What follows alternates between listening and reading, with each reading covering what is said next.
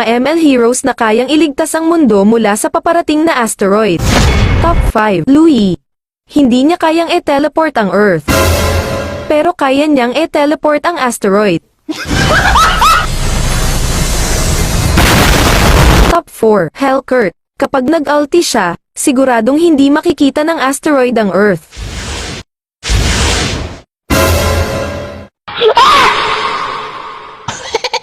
Top 3. Aldous.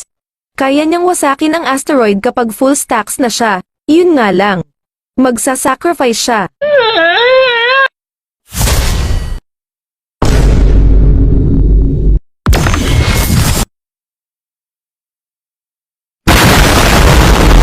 Top 2. Yuzhong. Mag-ulti at kaya niyang hatakin ang asteroid.